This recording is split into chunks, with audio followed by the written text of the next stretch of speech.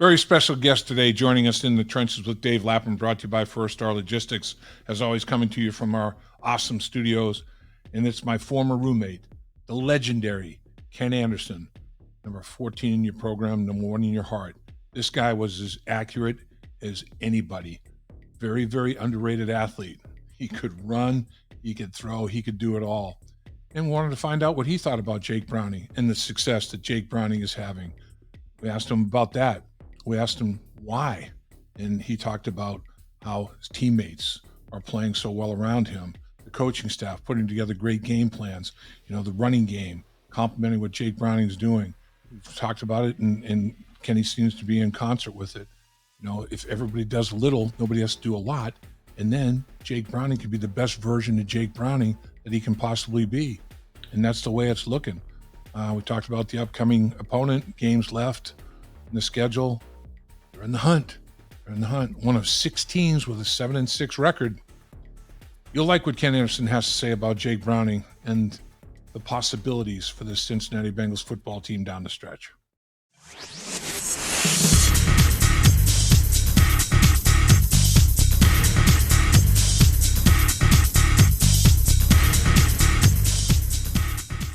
We look forward to another year of In the Trenches presented by First Star Logistics, but we wanted to give you some big news.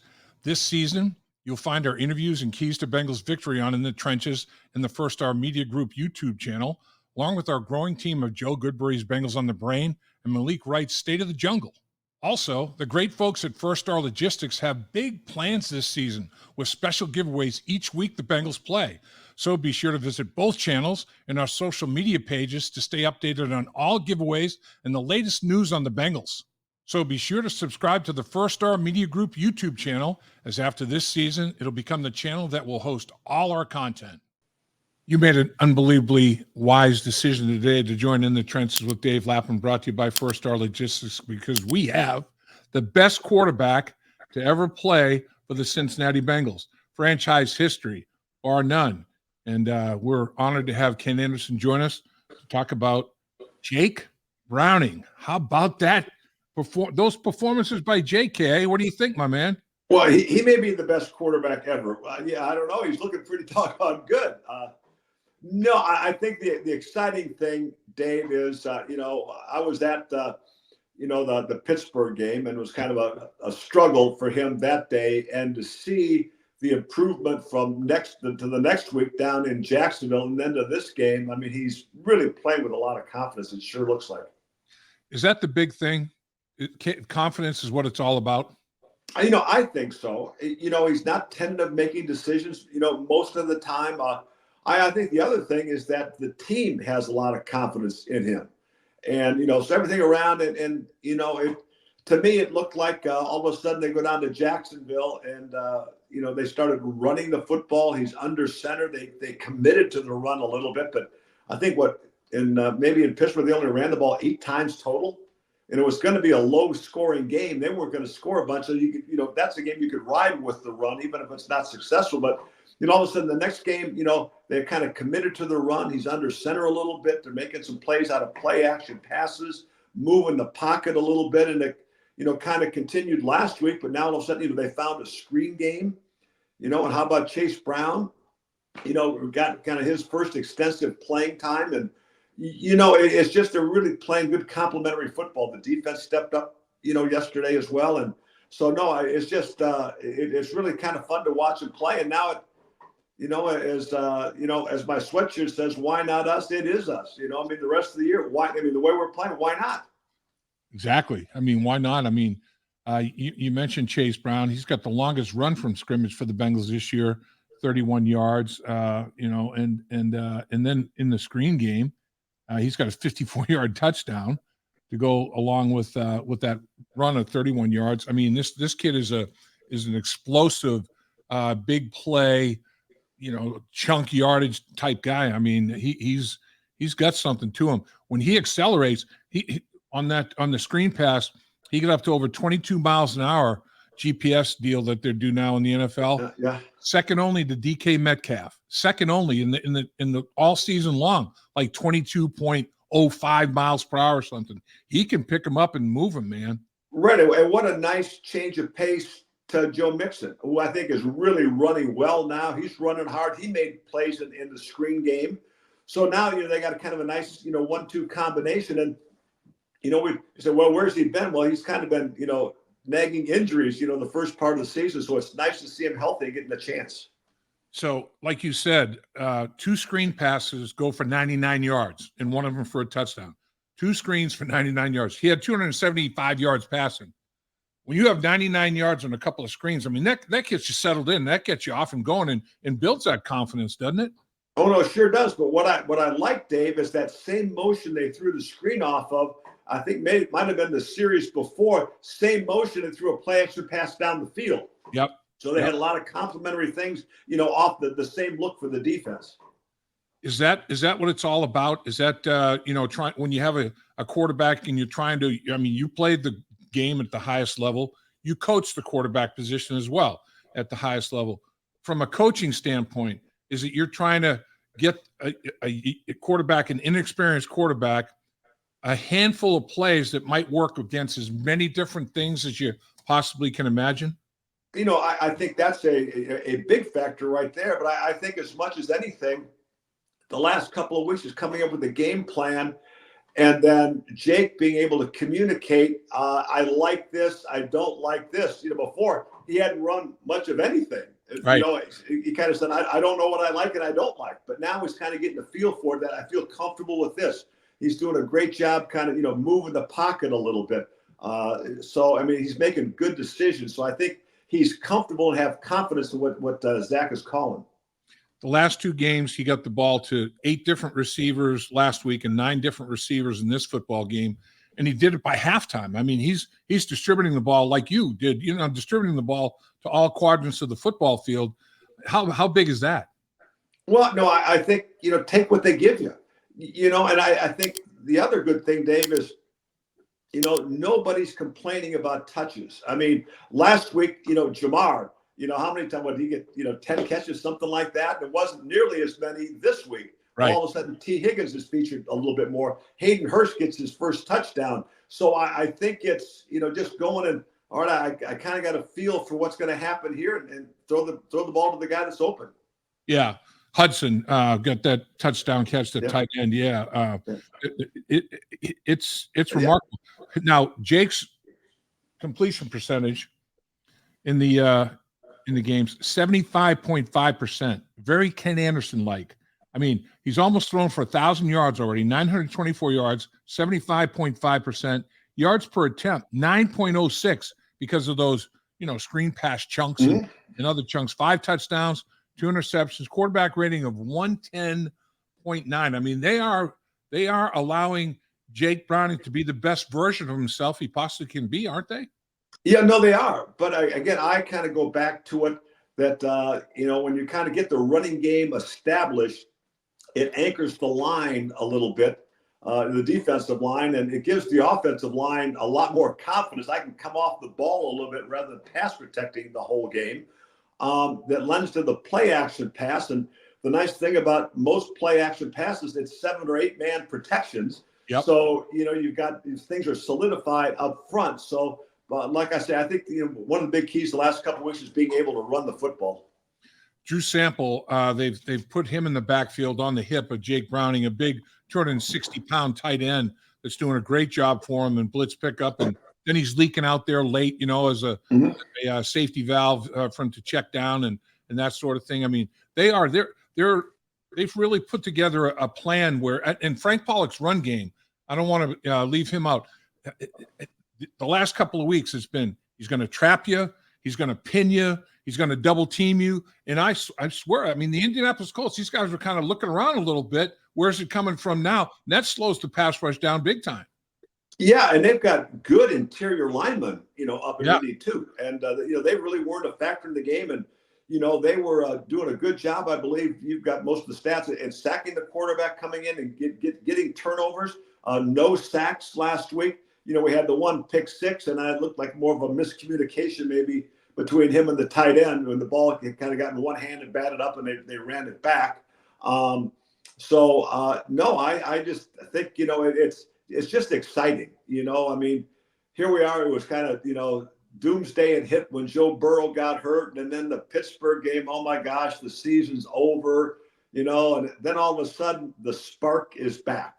And, and the thing is, after the Pittsburgh game, I had lunch with Ted Karras, and, still, it wasn't a good game, but upbeat, ready to go to get ready for the next game. Let's go down to Jacksonville. And I think that was the attitude of the whole team.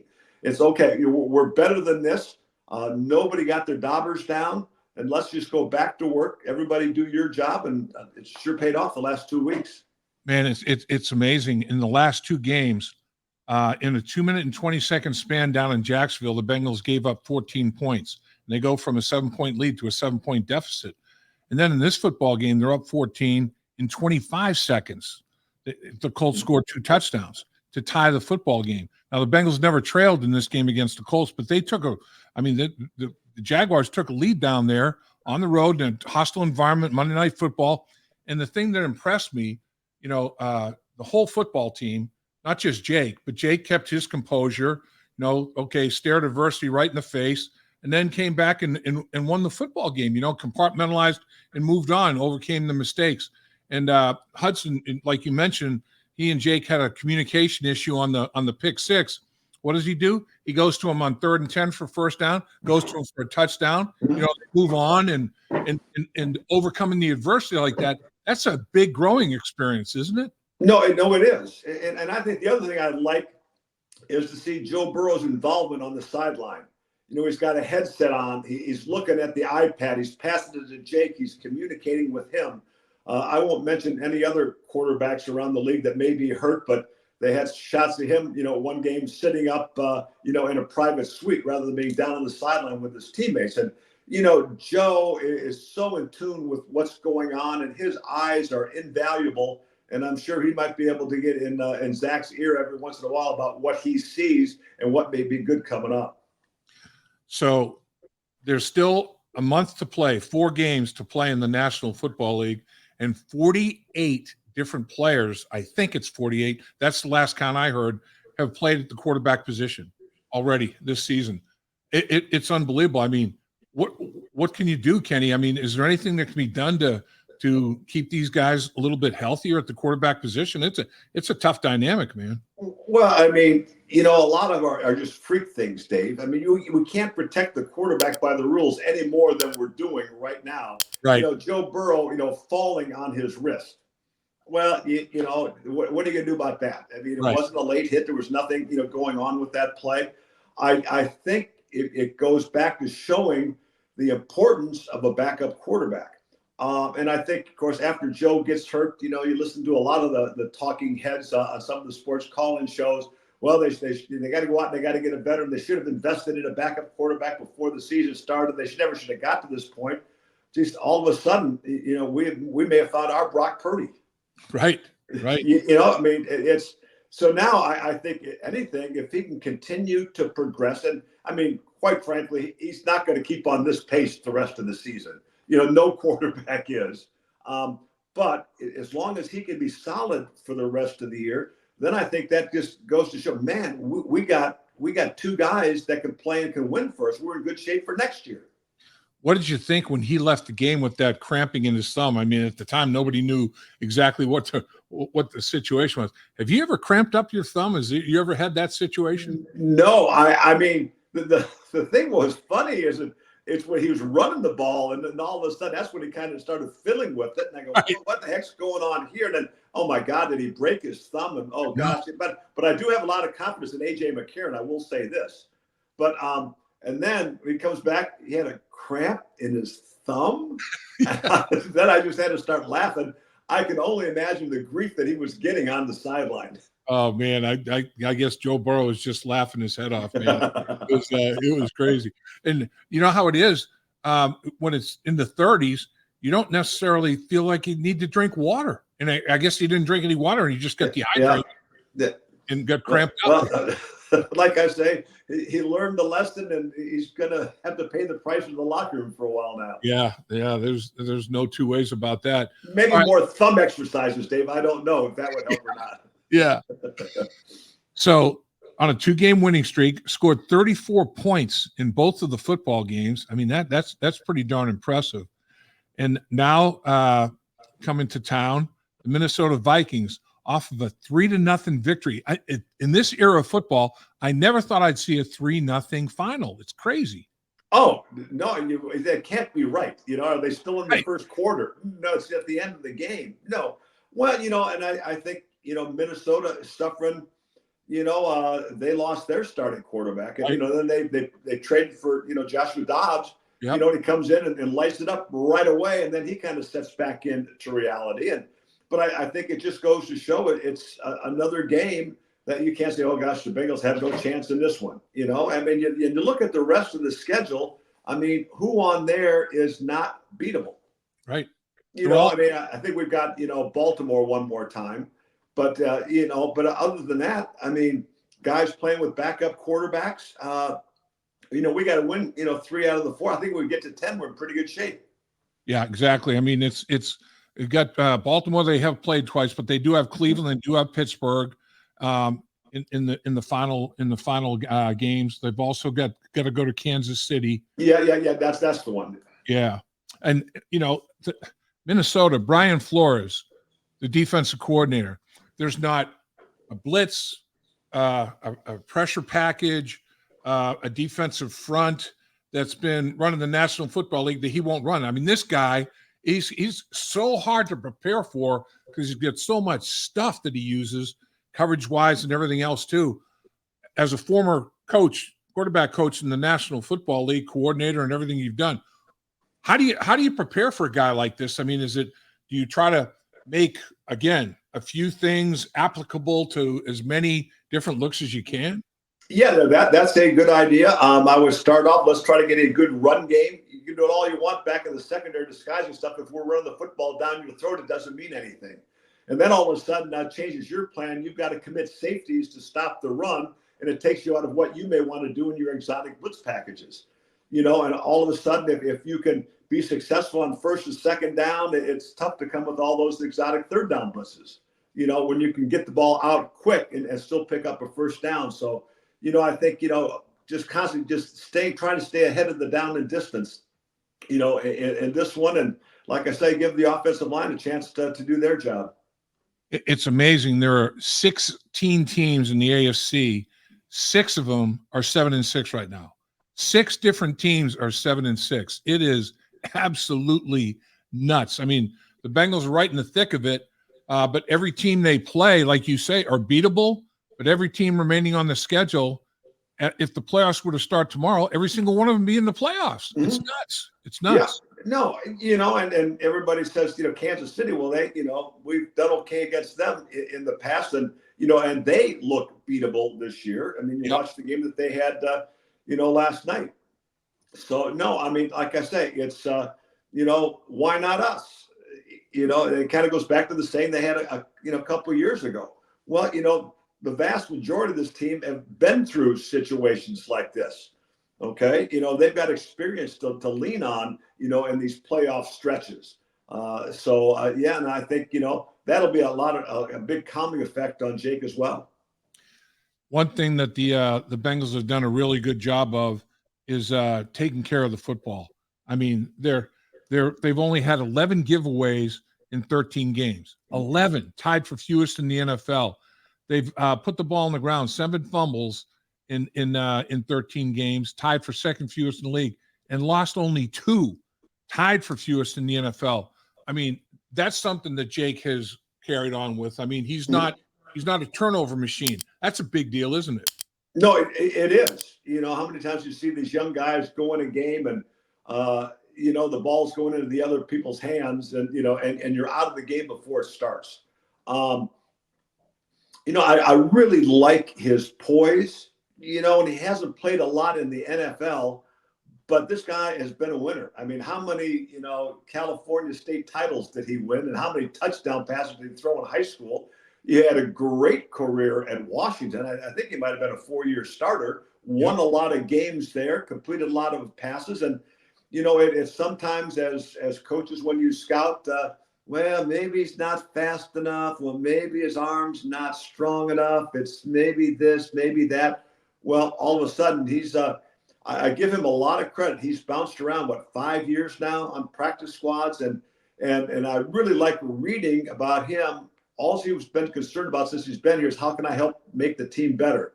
Coming in on my off day, sitting in on the defensive backs meetings, kind of give him a quarterback perspective. Yeah. As some guys, well, I'm running the scout team. I want to look good. Well, the coaches want to see the ball go here on this play, and taking that and learn how I can try to fit the ball into tight holes and make myself better, making those kinds of throws. So, I think like everybody else on this team, he works hard at making himself better, and that just makes the team better. So if you're Jake Browning and you've been in the league, and you've lit it up, the first game was just so, but 2 games in a row now, you've lit it up. Everybody's like, oh, he'll come back down to earth. He didn't. But like you said, at some point there's going to be, a bummer. Everybody has them. Do you think that he's made of the right stuff? Do you think that he'll be able to compartmentalize? It seems like he's steady Eddie, very even keel kid. Well, yeah. I mean, when you look at the Pittsburgh game, yeah. I mean, that interception was a bad red zone interception that he had that took points off the board for us. They gave them 7. That was the difference in the game. He comes out the next game and lights it up. So it appears that he's got all those qualities. And like I say, that's, the thing that gives me a lot of confidence is listening to the other players in the locker room, whether it be on offense or defense, that have the confidence in him. Okay, so he's completing 3 out of every 4 passes. When you look at his mechanics and his fundamentals, and how he throws the football, you were the best in my mind to ever do it in terms of the art of quarterback in the book you wrote, throwing the football. What does he look like to you? Very sound in what he does. I mean, I think he's getting the ball out of his hand. I mean, he's throwing the deep ball well.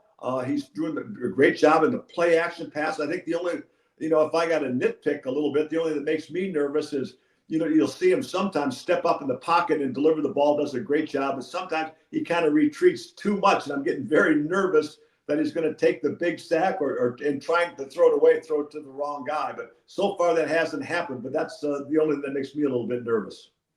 And finally, and thanks for carving the time you've carved with us today, sir. Greatly appreciated. You're the best. How good has Zach Taylor been calling plays? We talked about it earlier. The 3 quarterbacks, Zach Taylor, Brian Callahan, Dan Pitcher. Both Joe Burrow and Jake Browning have talked about how that is unbelievable in their quarterback room. And how big has that been, having those 3 guys working with Jake Browning and then Zach calling the plays? Well, no, I think that's a big deal. They understand the game from a quarterback standpoint and how to be quarterback friendly in an offense. So I think the whole thing has been working well. I think the only thing I may have to come out of retirement and coach Tyler Boyd up a little bit on his throwing.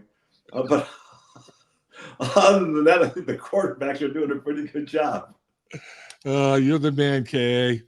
Hope you had a happy Thanksgiving with your family and friends. And by the way, you do phenomenal things with your foundation. Give us a little update what's going on now with the foundation, Coach. Well, we got a lot of great things going with what we're doing. We've got our annual appeal going on right now. We need, every nonprofit, I think in the area, always needs the help financially. And, if you find it in your heart, go to KenAndersonAlliance.org, find out what we're doing in serving adults with developmental and intellectual disabilities, creating live, work, and engage opportunities. But I was out there today and went in the back where our Melodic Connections, our music therapy is going on, and they were playing Christmas carols. We've got a big concert coming up on Friday night out at the facility. So, come on out there between 6 and 8. It's on Plainfield Road, the Ken Anderson Alliance. Our coffee shop will be open. You can buy a cup of coffee, get some hot chocolate for the concert, do a little Christmas shopping. I think we got some Ken Anderson jerseys out there and some of those things, some Bengal hats, stuff like that. But please, our help with the annual appeal would be really appreciated. Again, it's KenAndersonAlliance.org. Good stuff, sir. And I know I'll be talking to you before Christmas, but still have the merriest Christmas you've ever had and happiest New Year you've ever had as well. Well, thank you very much. And then I just thought of one thing, Dave, that why maybe I didn't get thumb cramps very much. That 12-ounce, something cold to hold on to, kind of always took care of my thumb. So, and I will leave it at that. You're icing it down and having fluids. Yeah. It's all good. See, always thinking, always ahead of the game. You're the best, my man. Thanks, Dave. Dave Lapham here, and every day I am grateful for my experience to have played professional football. As a player, I realized self-motivation, leadership, and appreciating your teammates are key. At First Star Logistics, you can use those same attributes to create the life you want for you and your family. Build your future by working hard like I did. You'll see results both on and off the field. Call First Star Logistics today and be part of our winning team. Opportunity knocking.